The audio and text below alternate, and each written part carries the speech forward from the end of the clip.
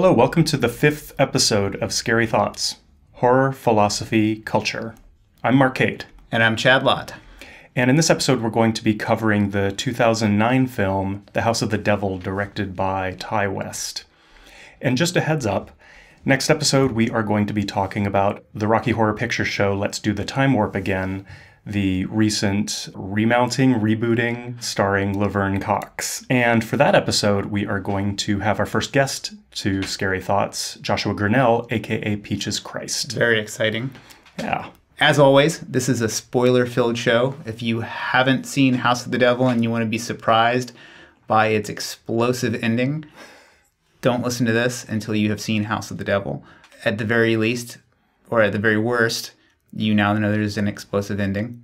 So just turn this shit right off if you haven't seen it. And more important than listening to this podcast is rating it highly on iTunes. Way more important. And or Stitcher. And leave a review. Yeah. I know people in podcast land are always begging for ratings and reviews, but for content that is so very free, it's such a little price to pay. I mean, and really another way to think of it is like, it will keep us alive. This is much like Tinkerbell's clapping. Like ratings and reviews allow me to pay my mortgage and Marc to maintain his... Marc to do whatever he does. His outrageous drug habit. And if you want a little bit of a daily dose of inspirational messaging, go check out our Instagram page. It's at scarythoughts.podcast. Every single day there is a new inspiring message to titillate you and send you through your day with positive thoughts and horrific images. I can't imagine my mornings without it. It's the best. So where do you want to start with The House of the Devil? Well, I'd like to start with my opinion of it, which isn't terribly important, which is I just didn't care for the movie very much. And I was expecting to love it because it was incredibly endorsed by pretty much everybody I care about. And I mean, for instance, Justin Devine, the amazing illustrator, this is kind of a request of his, and I was like, man, that guy's got such great taste. His art's so good. Of course I'm going to love House of the Devil. And man, I don't love House of the Devil. Yeah. I saw it when it came out, and I was really into it. Mm-hmm. And watching it again, I think I liked it less, which doesn't usually happen for me. I find usually the more I return to something, the more I'm able to like pull out.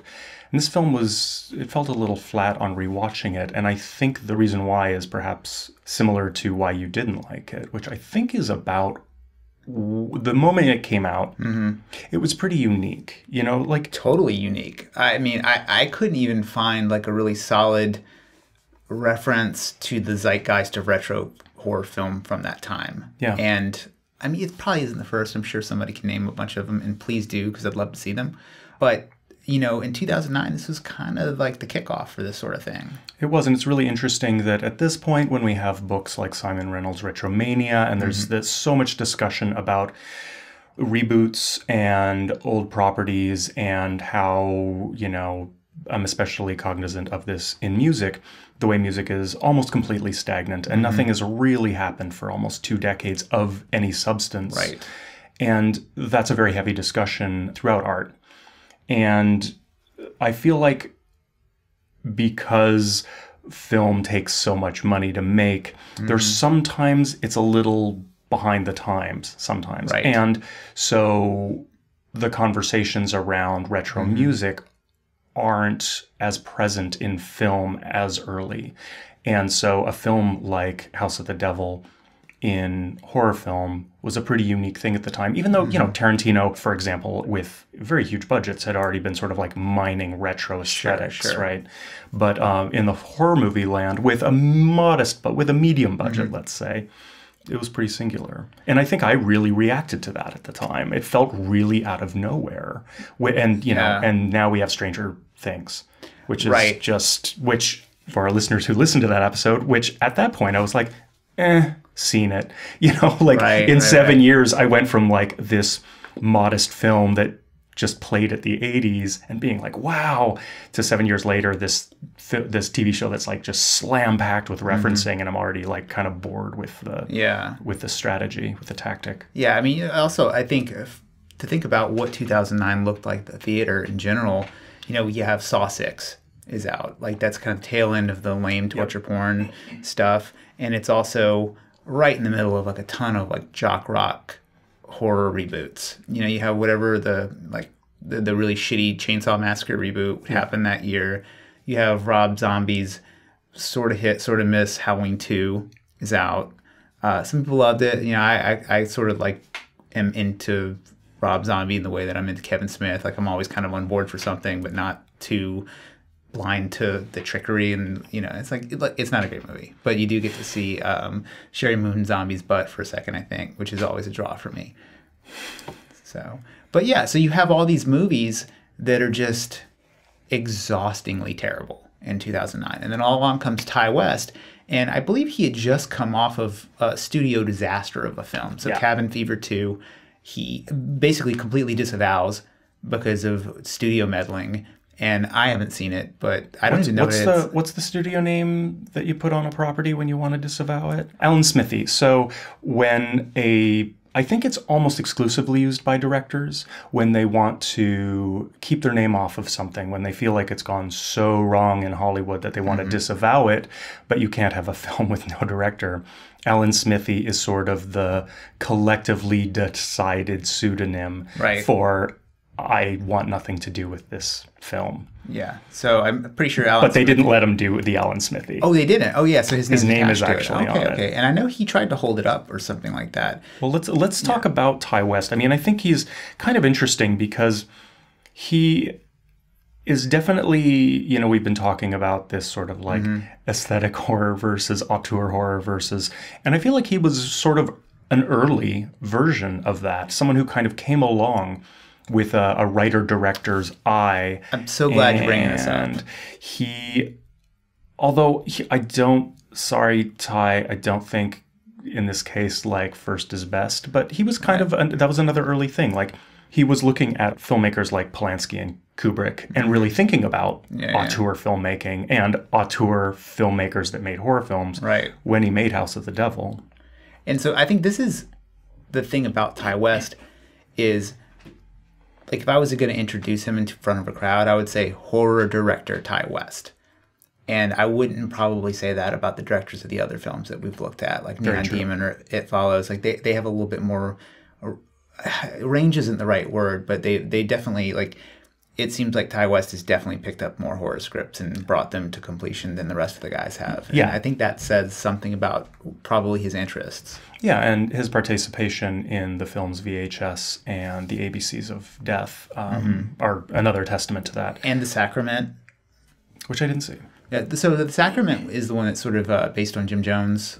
Nice. And it's like the plot is a Vice correspondent goes down to explore this cult where his sister's at, and then it just goes off the rails as the Jim Jones story does, but with this kind of neo-found footage sort of deal. It's almost like they replace the found footage aspect with lean journalism is sort of how it works. And so it has a lot of the same shaky cam moves of a found footage film, but there's just a almost kind of like a force of, like, instead of just finding a camcorder that was just running around, like, say, in Cloverfield, all the shots are pieced together from an event that probably, you know, went bad and they found the camera or whatever. But the difference is the person shooting had an eye before it happened. So it's kind of an interesting in-between a little bit, which really reminds me of Digging Up the Marrow, which is another horror film that's kind of by, I don't want to say an auteur horror filmmaker, like, if that's a distinction. Like, there's auteur filmmakers that make horror,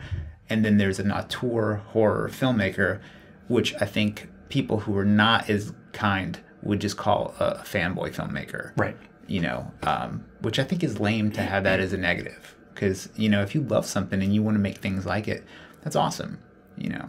Absolutely. But there's also, I mean, you can get into the territory of, like, are you the cherry poppin' daddies of horror movies? You know, where you're just making just, like, okay, we've seen it, you're doing a formula, and you're rolling it out. So. Right. Well, I think something about Ty West is he doesn't seem to have a formula. He seems to be pretty smart, and he applies some pretty smart ideas to his films, but they just don't really go the distance. And that was something distinctly noticeable about his little moments in the ABCs of Death and VHS, which are both hit or miss compilations, but his parts in both of them are, like, terrible. They're just like shit one-liners. And it's really disappointing because he's sort of one of the biggest names attached to both of those films. Well, something I will say that I think he does very well is build tension with camera movement. I think that's something that is really enjoyable. The film was almost like too slow for me. I watched it with my wife, who I consider like the everyman kind of, like if she sits down, it's like watching a movie with like a middle America person, like where she didn't grow up with horror. She's not invested. Obsession. She's not invested. So she's just going to tell you straight up, like, I like that, I didn't like it. Yeah. And it's going to be like kind of a basic opinion. And she... Don't call your wife basic. Well, I'm not saying not a basic opinion, but she... that's good. We should cut this out. Yeah. Or leave it in. I don't care. But, you know, she didn't respond to it at all. And she had watched all the other movies we've covered with me and was into them or had things about it. And this, I think... you know, this movie is set in the 80s. It's not an homage to the 80s, although it is kind of an homage. You know, this movie, it's almost like you wouldn't say Saving Private Ryan was an homage to World War II. It just happens to be in that place. And these guys do a pretty good job of really rooting it in there. And, you know, one of the things that made me think of is, and it follows, those weird little quirky anachronisms really made that film special. And I started to wonder, like, okay, what would happen if that sort of dreamy element was introduced to this film and it wasn't a straight up 80s movie? But another thing that made me think of is, if you played this movie to somebody in 1980, would it pass as a new movie? You know I think I mean? yeah. Well, I think there are some aspects of this film that break from the 80s-ness, and I think they're a little subtle. One is actually the pacing. The pacing is actually a very 70s pacing. No 80s horror movie was that slow. Right. None. Yeah, nothing. And it also isn't that weird. Like, the whole first half, nothing happens except her friend gets shot in the head. Nothing happens. An 80s film wouldn't spend that much time doing fuck all. Right. There would be quirky, weird little moments that would sort of break from the mundane setup. They have beats in the 80s. Like, they have, there are beats in the 80s. In this movie, it's this applied tension that I think raises...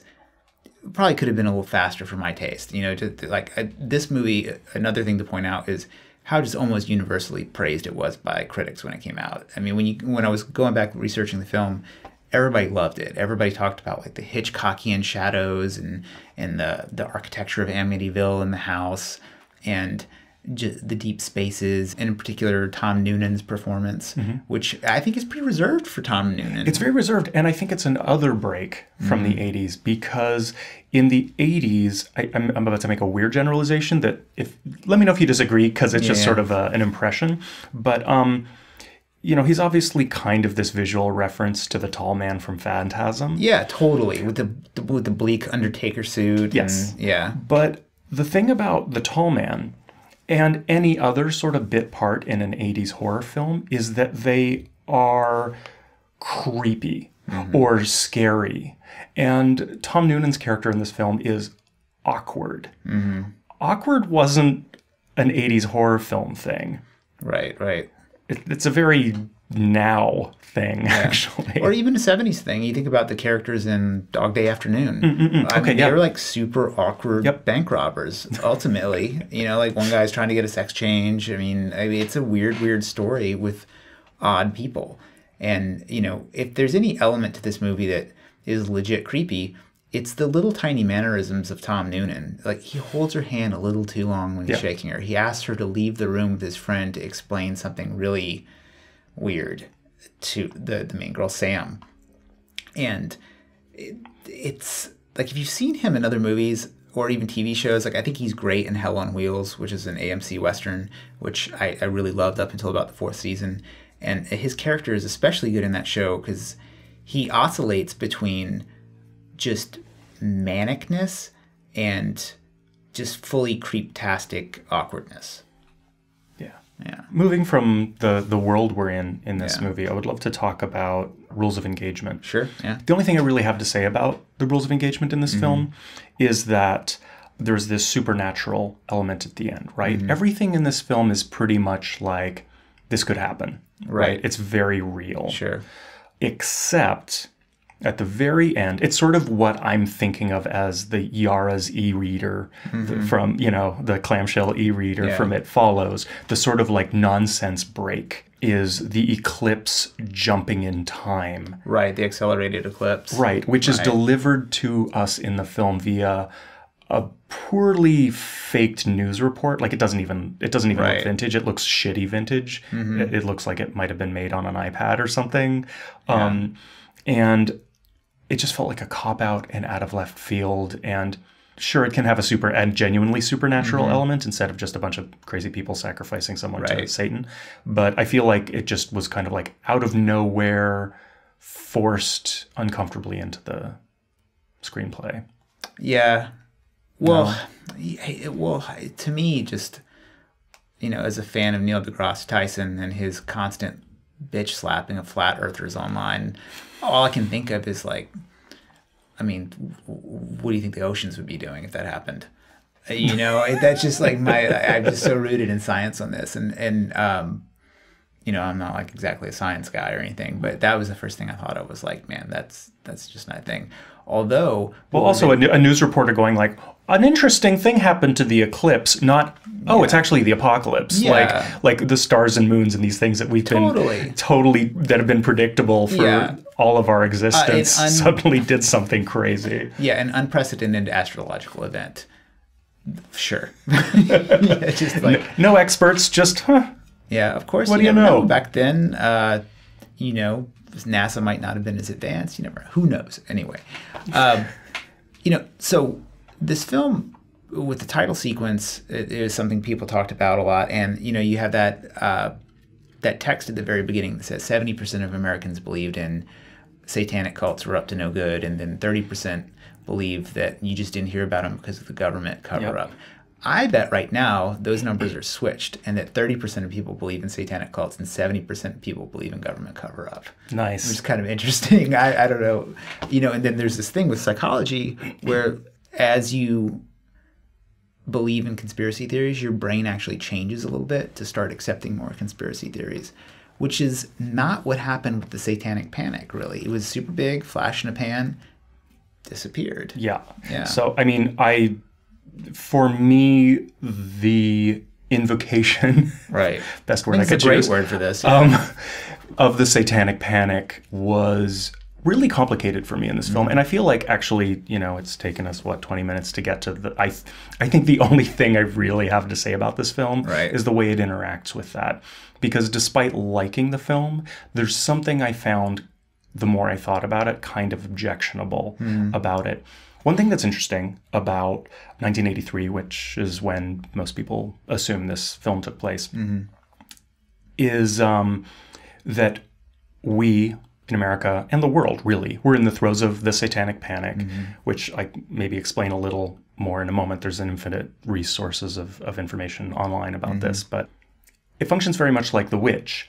Robert Eggers used the commonly held beliefs of the period in which The Witch was made and used that to generate the script. Right.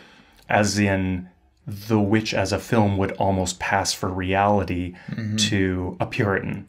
Right. And this film, all this like sacrificing to Satan and all that, most Americans believed that. Yeah. Most Americans believed this was common and was happening near them and were afraid of this.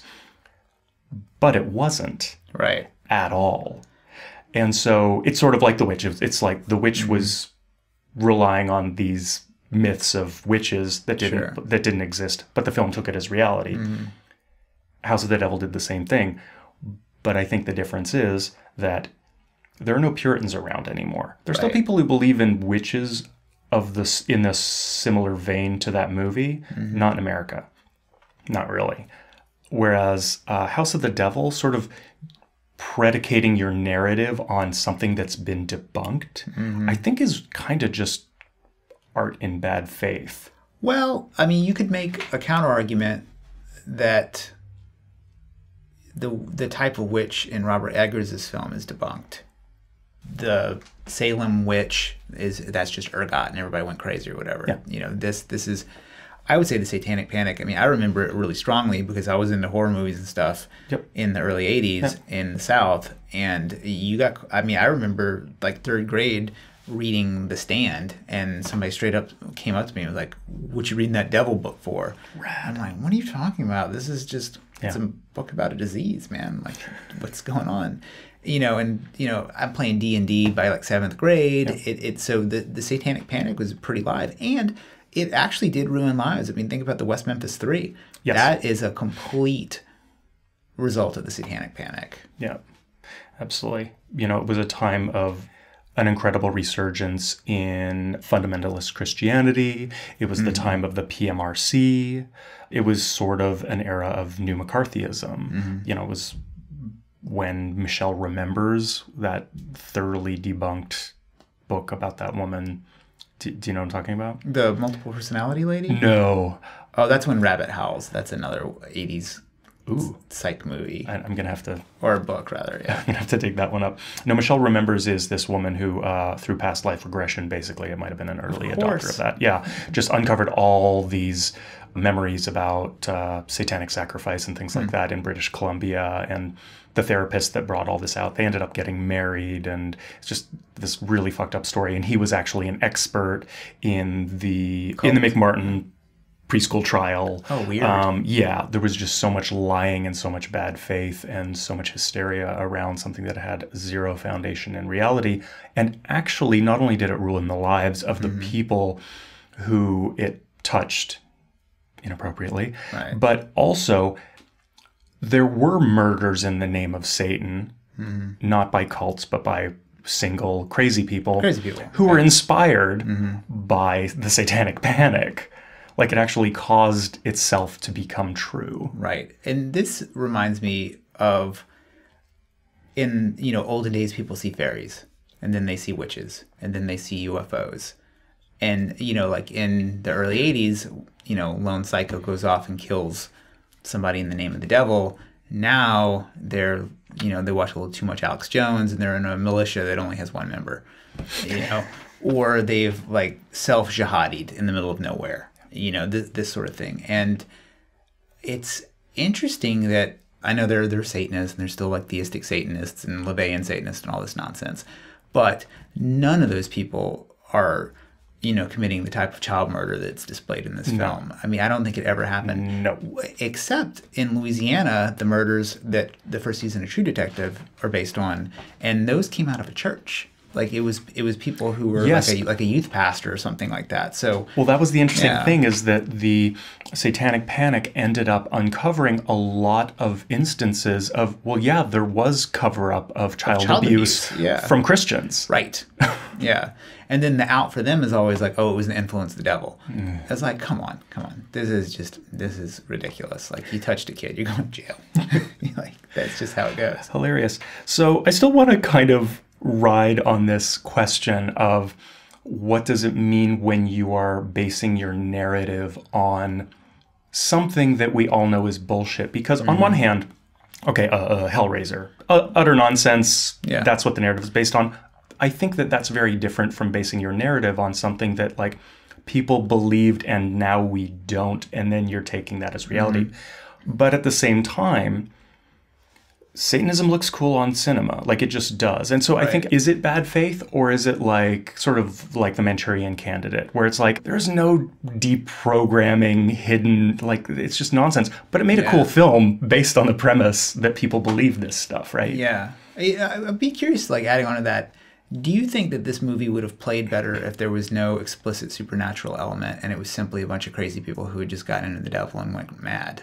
You mean if there just wasn't any clip, or just wasn't that news item at the end? One of the things I think that's very smart about Robert Eggers' film The Witch is there's always a wink that maybe it's not actually supernatural. Like the corn that the crop that fails, it has a hallucinogenic fungus on it. Right. The apple that comes out of a little kid's mouth is just small enough to maybe have been in there, and the other elements could have been imagined. You never know. Maybe a wolf does come and grab the kid. Like, who knows, right?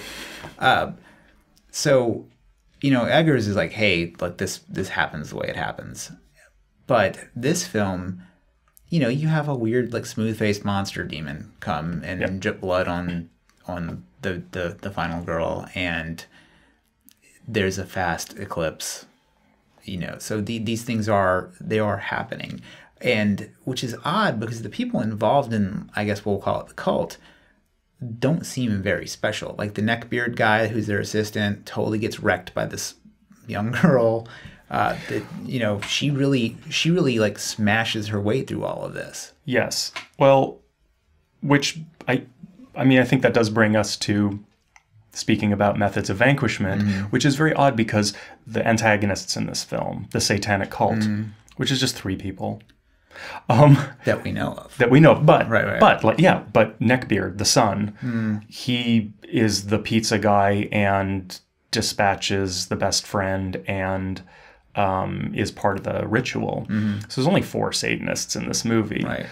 But it's sort of just barely believable that Samantha would have stayed in the house. Like, they are so awkward that, like, it almost doesn't happen just because they can't even interact with humans well, which, as a side note, is bad satanic practice because the best magic that you can practice is when nobody knows that it's a trick, right? Right. And telling people you're a Satanist is pretty bad satanic practice. But that's also kind of the point of it, right? Like the whole deal with LaVeyan Satanism is that you are basically a magician, and like in the prestidigitation sense of the word, that you are, by declaring yourself a Satanist, declaring yourself at odds with, you know, any Judeo-Christian value, and not in I think Anton LaVey, you know, when you read if you read the Satanic Bible, it's all lifted almost word for word from this book called Might Makes Right by a pseudonymous author named Ragnar the Red or Ragnar Redbeard or something like that.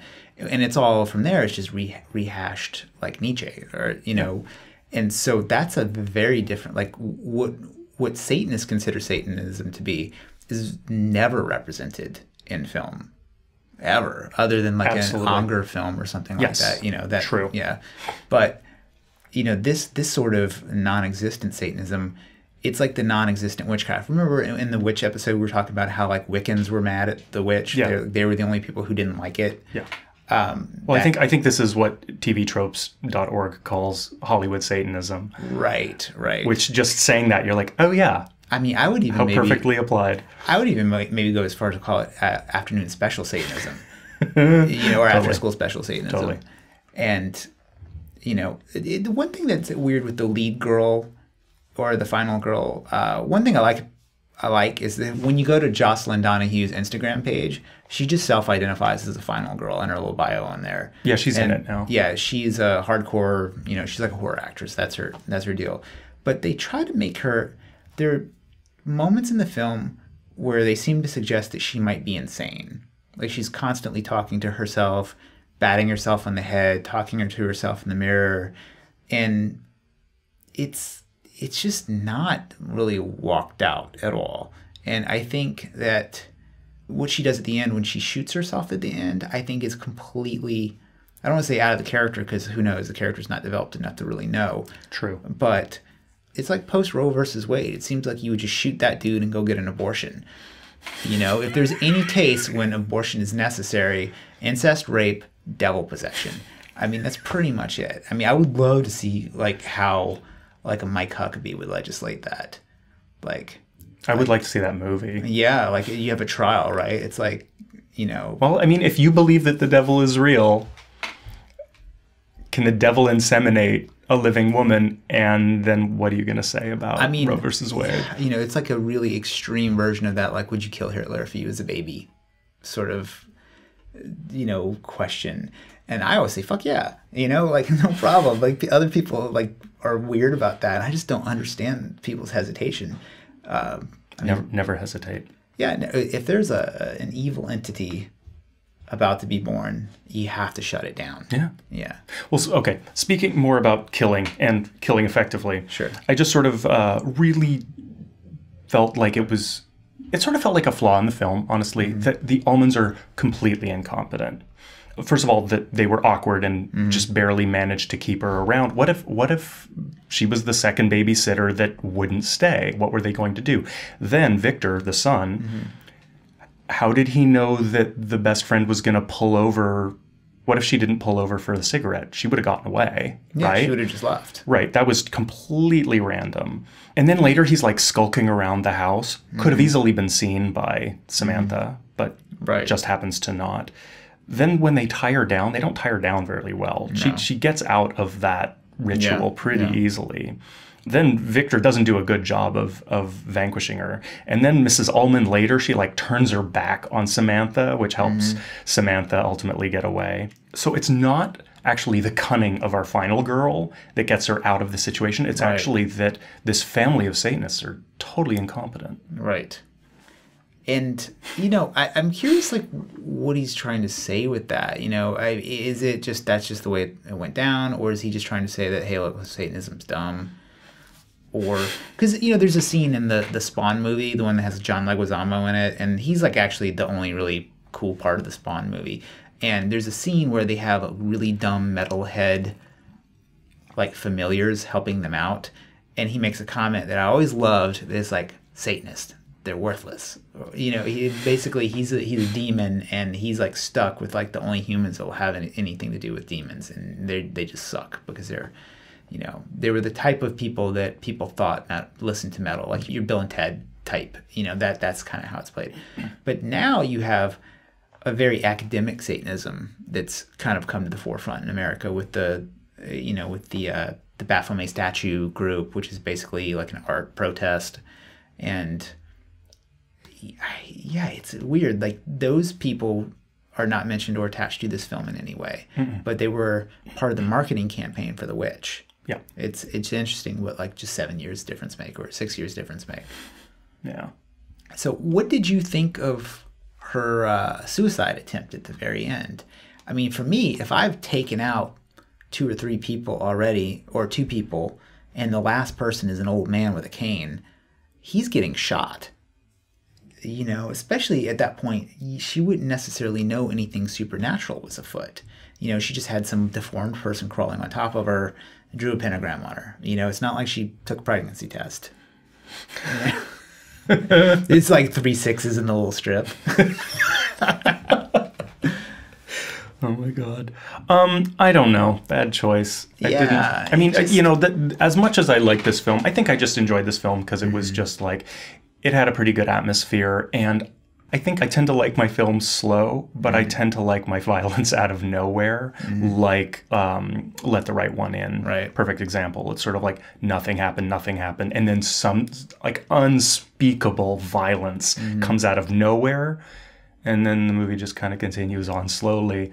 And I think I kind of appreciated just like her friend just gets shot out of nowhere. Like that really comes out of nowhere. Well, that I would say is actually Greta Gerwig's character, who looks enough like Bambi Woods for me to really enjoy her. The lady from Debbie Does Dallas. It's just it's weird, like, Well, I think the choice of What's Her Head for Samantha was interesting because she looks exactly like a cross between Margot Kidder and Karen Allen. Yeah, she has an interesting, just elfin look. There's if this movie had come out in the 80s, you could imagine Greta Gerwig as the lead.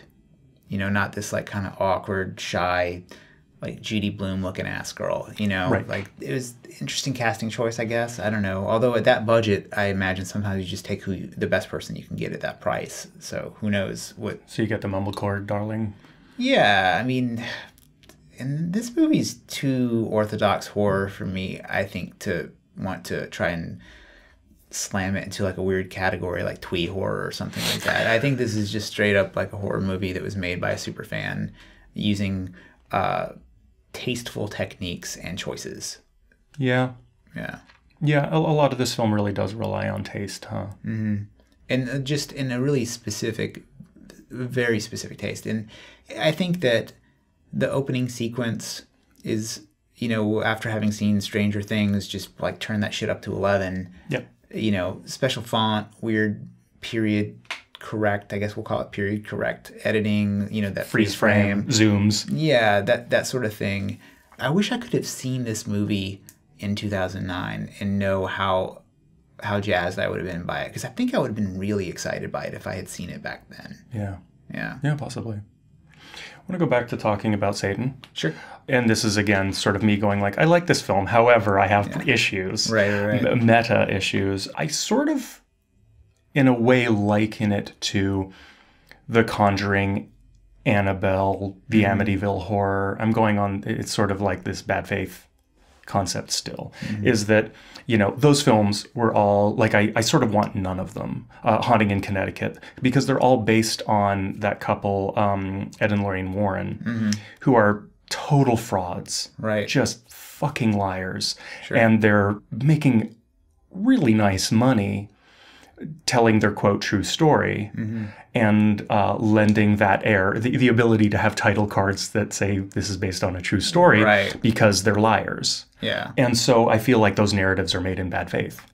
They're not just fictions. They're fictions that are drawing from a lie. And I feel like there's something ethically wrong with that. And I sort of feel like House of the Devil drawing on an entire era's anxieties that were all for naught, and making it as if it was real, a similar sort of sleight of hand, ethical sleight of hand. Right. No? I mean, I'm kind of pushing it a bit, but I think it's there. You know, I mean, I think there's definitely something interesting to dig into there, where maybe even approaching it from, does calling something based on a true story give it some weight, right? So clearly at the very beginning of this movie, they're trying to weight the story with that Satanic Panic fact. You know, that thing never needed to be in the movie. You know, it really, this movie would have functioned as an orthodox horror film.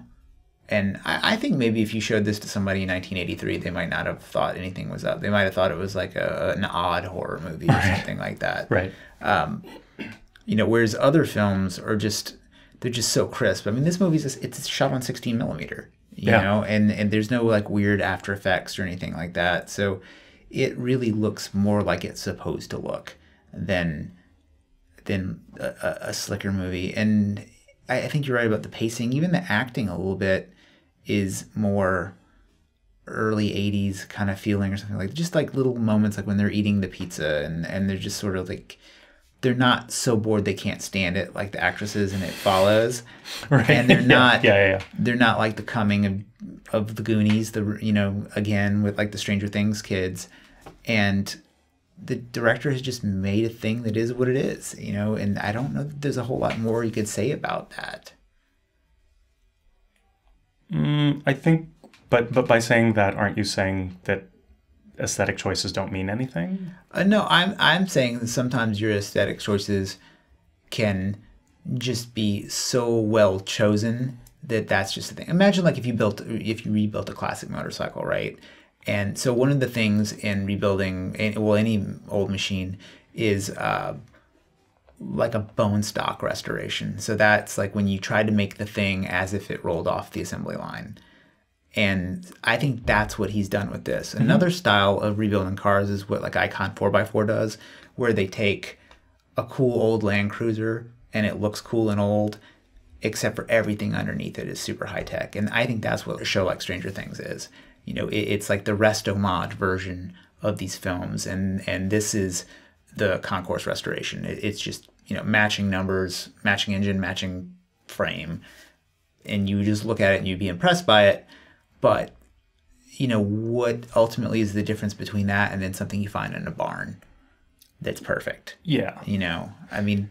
But I think something that, you know, you and I talk about probably more off the mic than on the mic is the way in which what is interesting about horror films as a genre, and horror in general, is that it often taps into a collective dread. Right. Somehow...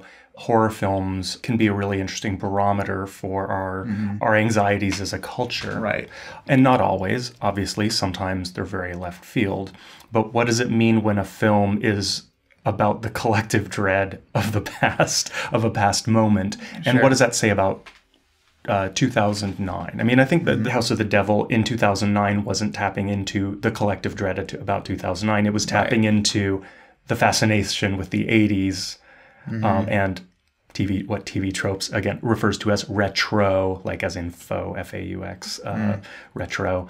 I think that's the thing it was connecting to, and very of the moment, which is certainly what I reacted to. Yeah. But none of us are afraid we're going to get kidnapped and sacrificed to Satan. Mm-hmm. I mean, I'm sure someone out there is, but they're in the minority. Yeah, they're definitely staying home. We're afraid of terrorists. Yeah, I mean, that you have at least a small chance of being killed by a terrorist. Another thing, you think about anxiety. I was thinking about this film being, because that's how I kind of enter horror. Is like, okay, what modern anxiety is this movie commenting on, and how does it help us process this anxiety? Yes. And this film, I think, what's really being processed might even be the filmmaker's own dissatisfaction with Hollywood. This is, at the time, a really major step back from the type of horror films that were being made. Yeah. I mean, they're completely different. And it really does, I mean, if I'm sure somebody could make a case that this film, made a 2-degree shift in the direction that horror went. And, because you definitely see a return to smaller budgets like this. And one of the reasons why a lot of these filmmakers return to these really small budgets is because it keeps the studio, this keeps the suits hands off of it. So it has a very punk rock feel to it, and it's weird because I think that it would be difficult to really call anything that costs like hundreds of thousands of dollars like super punk rock, right? Like that's one of the things that's always, to me, has been kind of a failing of like super small films. You go to a indie film show and you see like a 13-minute short. They all suck. I mean, I can't think of anything that was like really mind-blowing at 13 minutes. And I'm gonna just drop a quick one though. Sure. I just watched Lights Out, the very recent horror film. First of all, it's scary as fuck, and I read that it was based on a short YouTube video. And that's how he got the money to end up making a feature film. Oh, as in he made a short YouTube video and then he made it. And then they paid him to... Not based on like he watched a short YouTube video and was Correct. like... Well, I'm sorry. Okay. No, this guy made a YouTube video and then someone handed him $1 million to make a film version of it. And then I watched the YouTube video. I had nightmares. I couldn't sleep. I woke up 3 hours early sweating, based not on the movie, but this like 2-minute YouTube film. Interesting. Yeah, I mean, again, Anyway. there's, in our audience, there's always like super horror completists and who are for sure going to name like 40 things. But what I really would say is there's not a short film that I can think of that's as mind-blowing as like those first Black Flag albums.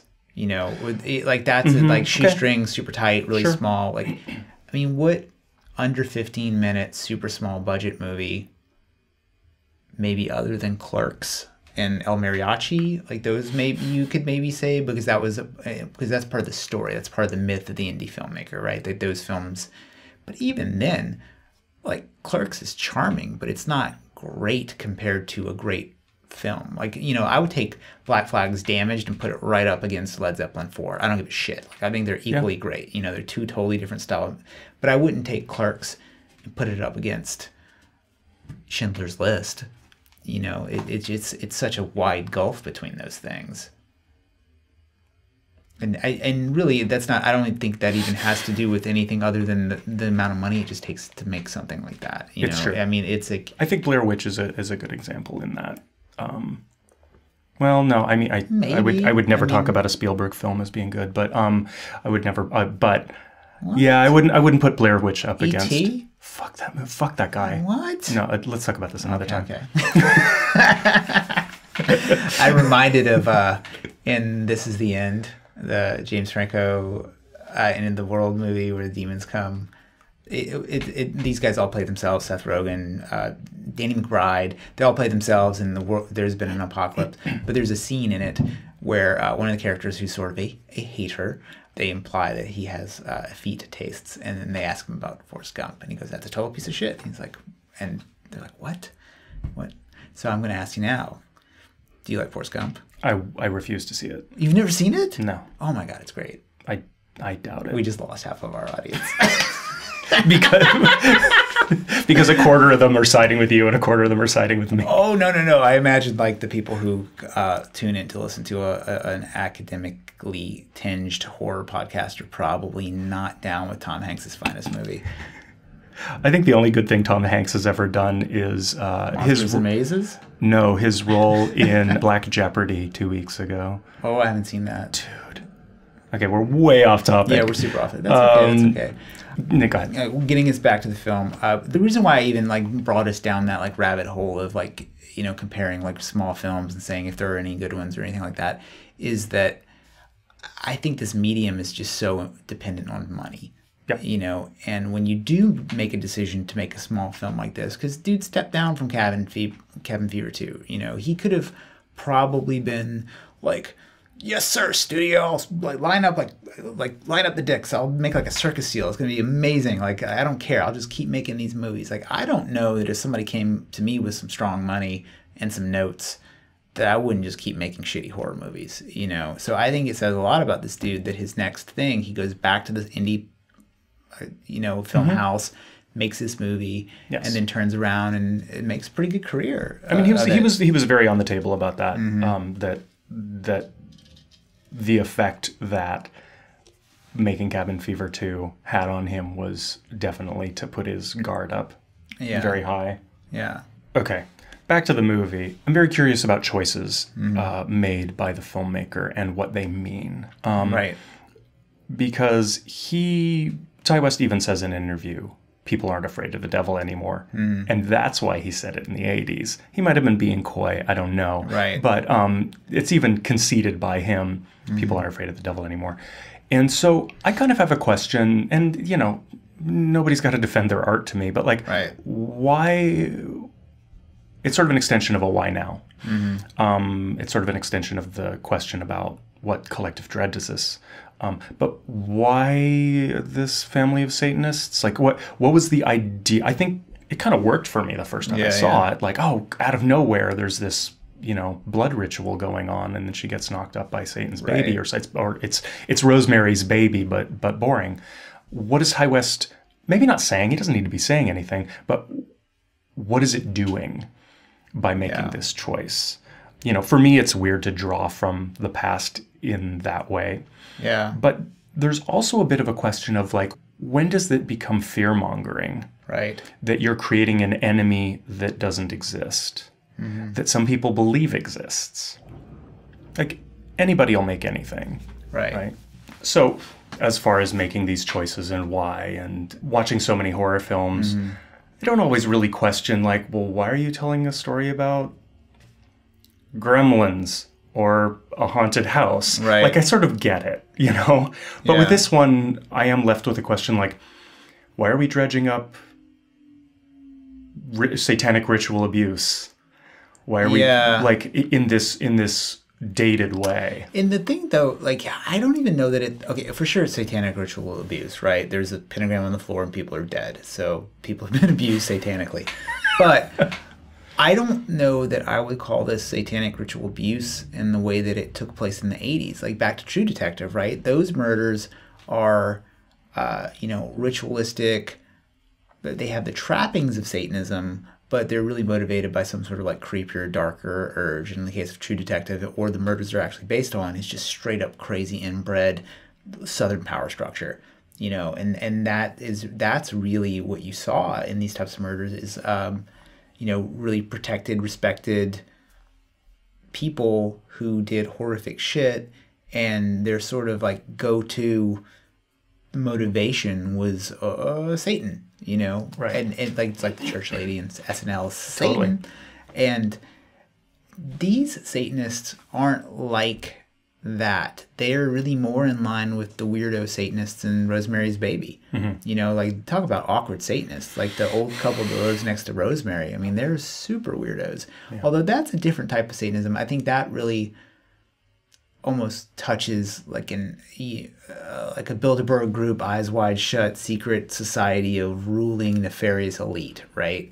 And so you get like The Omen, those types of films. They're like big, you have the apocalypse early on, And I wonder, like, how much of the Satanic Panic, I mean, is obviously influenced by those films, right? Because that's where people's idea of the devil comes from. And, you know, I think the numbers in the hairline and stuff like that, I remember hearing that, like, credibly spoken about on the 700 Club. It's not in the Bible at all.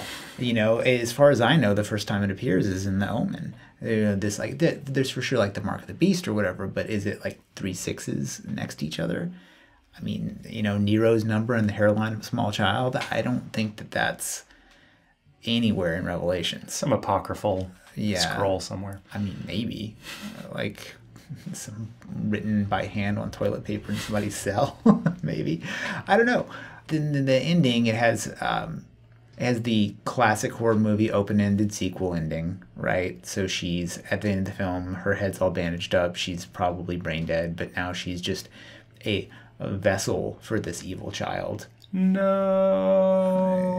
Yeah, I mean, it's just, who knows? Another thing that was so strange to me is like how weirdly holy the plot is a little bit, or just, you know, not tight. Like, what if she didn't order pizza? You know, like, I mean, what if the friend didn't pull over? The full, you know, there's a lot of. Although chance. he did say that pizza number 3 times. He did. 3 times. 3 times he said it. Yeah. Which is, according to like neuro-linguistic programming, like that's the thing that you do to make somebody do something, right? There's definitely a connection there. Yeah, yes, there's some cult-like behavior. You know, in Rosemary's Baby, a lot of it is that like they're trying to bring the child to term, like they're sticking around to make sure that like it's not going off the rails. You know, are they prepared to do that with this girl? You know, like, are they just going to keep her in the basement, like pregnant, like some weird, crazy, like 70s slasher film? I mean, maybe. Or, I mean, the moon moves super fast. Maybe the pregnancy's like 30 days. I mean, who knows? Sweet. You know, I mean, that would be pretty cool. And, you know, another thing I thought about, too, is what if simultaneously in this universe there are multiple satanic cults bringing multiple devil's children into the world, and they have to fight it out like the Republican primary? You know, like, so you would have backwoods yokels and their Game of Thrones spawn. Yeah, you know, like which child of the devil is going to become number 1? That sounds like the best movie I've ever heard awesome, of. Right? Yeah. And what if it was set in like a Mean Girl style high school, and all these kids go to school with each other? Yeah. So it's a little Harry Potter Vampire Yeah, a Academy. little bit Harry Potter, but slightly older, so you can move in a little bit of the less than zero into it, because these are fucking evil beings. So there's probably definitely going to be cocaine. So yeah, I mean, I don't know if I have anything else to say about the craft or quality or story of this film.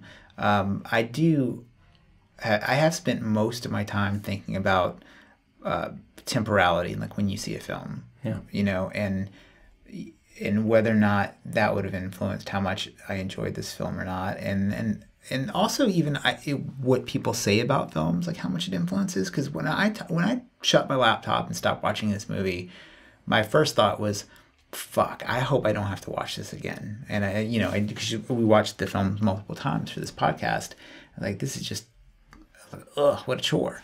And then I went and started reading reviews of it, and I wouldn't say like my mind was changed, but I definitely started seeing the things in it that other people saw. Like the camera work, when I was like, okay, I'm gonna give it that. The camera work is really crafty. I didn't know it was 16 millimeter. I don't know if you've ever made a 16 millimeter film, but it is a pain in the dick. Yeah, it's a pain in the ass. Yeah. Not as much as 35 or 70, but yeah. Yeah, I mean, in just like little things like, you know, clear out a modern set from new stuff. I mean, like, not super easy. Right. Especially like public shots and things like that. You know, I have all this external ideas kind of influencing my experience of the film, and I'm pretty good about like pushing off the ideas of like critics and things like that. Like, well, you know. At what point in watching the movie did you decide, I don't like this? I think like 10 minutes in, or when the credits were rolling at the end, or no, I was pretty in. You know, I think probably like really, I was willing to apply the idea that I am a horror fan with like heightened sensibilities, and I'm going to be able to like put my own taste aside and experience a very slow movie, which is fine. Some slow movies are great. I tend to be super hyperactive and like a bunch of crazy shit happening. So that's just me.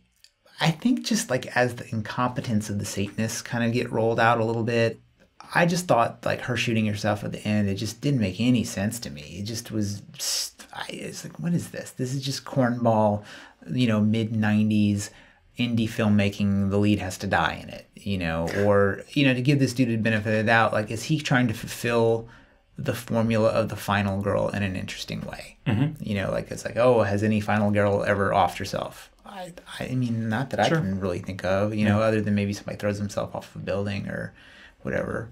Well, I think that this film lies in a weird mediocrity valley. Sorry to say, and again, I did enjoy the film, but I'm going to go out on a limb. I bet if it was actually worse, if it was even less competent, you might like it more.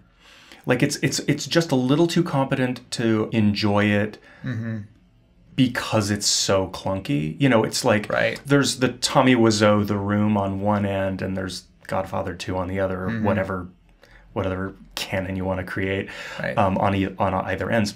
And I feel like this film is so in the middle that it's hard to talk about critically because there's not a lot to sink your teeth into, good or bad. Yeah. And I'm sure you're like me. It's like things on both ends of the spectrum that are really opposite are the most interesting things, whether it's Birdemic or Troll 2 or whatever. Like, truly incompetent films are super fascinating, and sometimes more fascinating than Forest Gump. Yeah, well, that's a strong statement.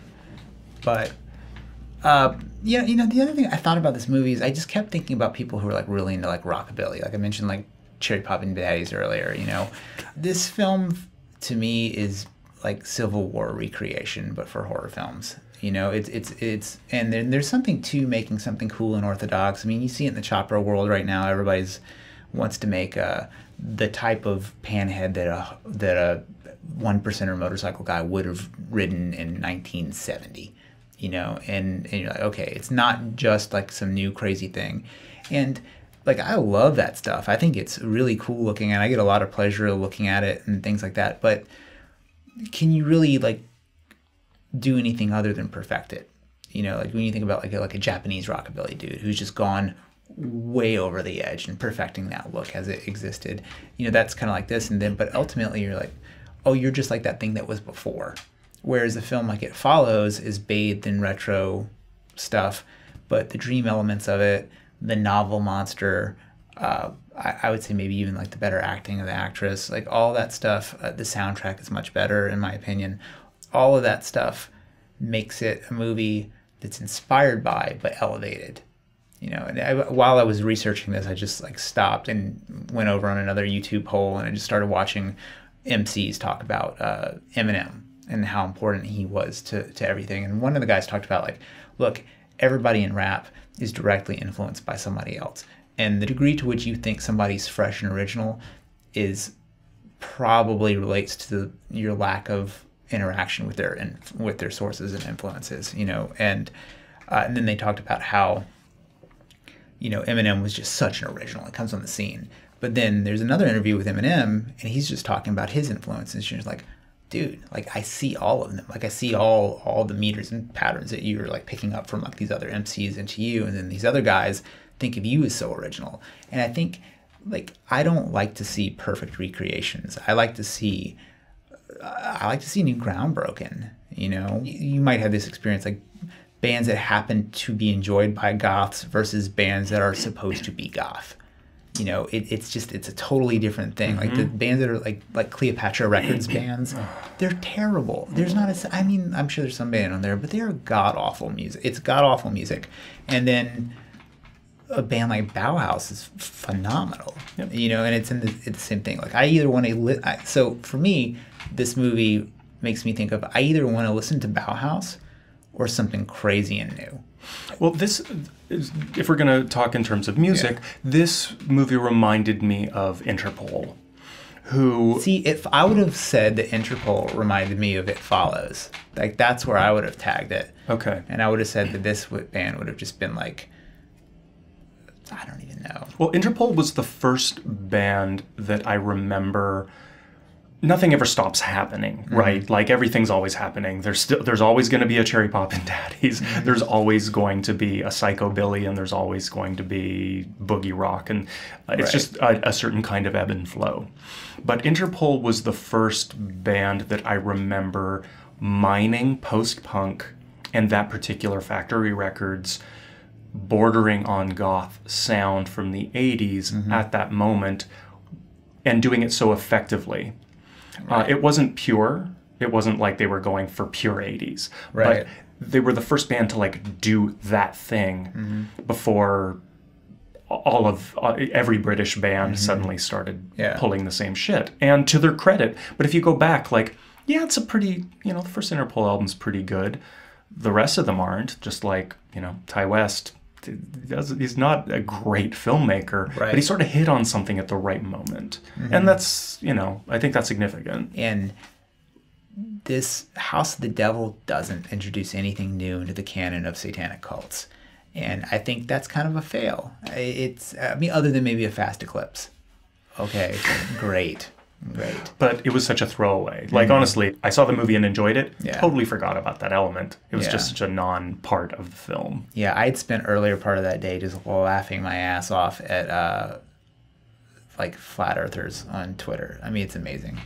But yeah, I think that's, like, maybe what I didn't like about this movie is for the investment of the time, dealing with the pacing, which, I don't know, I just didn't like it. And I'm usually like much more upbeat and positive about these movies. I always feel like I'm ready to come in and be like, well, as I think we might be winding down, I think it might actually be significant because our next episode is going to be about something that neither of us have seen, and nor has Joshua, Peaches Christ. Right. None of us have seen this film, but we all know we're going to really probably pretty much hate it. I mean, I'm making an assumption. I know I hate Forest Gump, and I don't need to see it. And I never need to see Schindler's List, and my opinion cannot be changed on these films. But the remake of Rocky Horror... You never wanted to see like a pretty hippie give a slow man in a uniform a hand job? Because that happens in Forrest Gump, man. Well, maybe you can just, cue that scene up for me. Life is like a box of chocolates. You never know what you're going to get. I mean, come on, man. No. This week we covered a film that we were kind of lukewarm about, and I felt like we had to, in the lead up to it, grapple a little bit with what the hell am I going to say about this thing? There's not much to talk about. But I have a feeling in that valley that I was talking about where Troll 2 is on one end and The Godfather 2 is on the other, I have a feeling that the fact that we were probably going to strongly dislike our next film is going to leave us with a lot to talk about. And not shit talk, but actually there will be something to put our teeth into. Yeah. I mean, can you even consider the Rocky Horror Picture Show a horror movie? Even though horror is in the title. It's right there in the title. What are you going to do? It's right there. I mean, there's murders. There's a haunted type of house. There's an alien presence. There's a revived corpse, sort of. It's all in there. It's so real. Yeah. I think you're totally right. I think if there was about Schindler's List? Yeah, about Schindler's List. It's definitely my favorite comedy. I think if this movie had been a little sillier, I would have liked it a lot more. And, think about like 80s horror movies. They're silly. Like, there's jokes. Like, Freddy Krueger is like the funniest burnt up pedophile ever. Which burnt up pedophile is your favorite? I don't know. Freddy, for sure. Freddy, for sure. Yeah. Let's leave it there. Let's fade to black and roll the credits. Yeah, and if you haven't seen it in a while, I would say go watch Will Smith's Nightmare on Elm Street video, and you can see a burnt-up pedophile rapping with America's sweetheart, Will Smith. Oh, my God. Yeah. Don't forget to completely excuse my love of Forrest Gump when you go and rate this podcast. Give it 5 stars because of Marc's fine taste and his commitment to hating on everything America loves. Check out our Instagram account. Sorry. And tune in next time where we completely shit all over Laverne Cox's attempt to be Frankenfurter. I'm actually excited to see what she does with it. Me too. Thanks for listening. All right, bye.